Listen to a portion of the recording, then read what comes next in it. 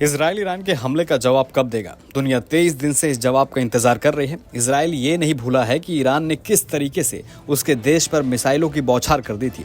इसके 23 दिन बाद भी दुनिया इजराइल के जवाब का इंतजार कर रही है। वो पूछ रही कि बेंजामिन नेतन्याहू का देश ईरान पर कब पलटवार करेगा। 1 से 23 तारीख तक इजराइल की ओर से जुबानी हमले तो कई बार हुए। उसने लेबनान को निशाना भी बनाया, उसकी राजधानी बेरूत पर ताबड़तोड़ वार भी किए।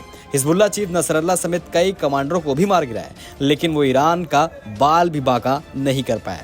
वैसे तो इजराइल की ओर से बयानों की झड़ी लगी हुई है। इससे पहले अप्रैल में जब ईरान ने इजराइल पर हमला किया था, तब बेंजामिन नेतन्याहू ने 6 दिन के अंदर ही पलटवार कर दिया था। लेकिन इस बार इजराइल के जवाब देने की देरी में कई फैक्टर बताए जा रहे हैं। इसमें इजराइल और बाइडेन प्रशासन के बीच बातचीत, अमेरिका के एयर डिफेंस सिस्टम का इजराइल पहुंचना और यहूदी छुट्टियां शामिल हैं।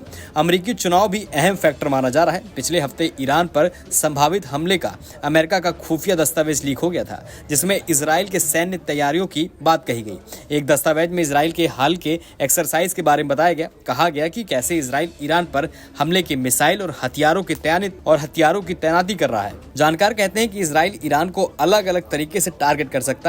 ईरान की प्रॉक्सी ताकतें हिजबुल्ला और हमास को कमजोर करने के बाद इजराइल अपने टारगेट को संतुलित करने की कोशिश कर सकता है, क्योंकि अमेरिका पहले ही चिंता जता चुका है। अमेरिकी राष्ट्रपति जो बाइडेन ने पिछले महीने कहा था कि वह अमेरिका के परमाणु ठिकानों पर हमले का समर्थन नहीं करेंगे। पिछले हफ्ते जब बाइडेन से सवाल किया गया कि क्या उन्हें पता है कि इजराइल कब हमला करेगा और उसने किस तरीके से लक्ष्य चुने हैं, उन्होंने कोई जानकारी नहीं दी। लेकिन उनकी प्रतिक्रिया से पता चला है कि अमेरिका और इजराइल इस मामले पर एक समझौते पर पहुंच गए हैं। नमस्कार, मैं हूं मानक गुप्ता।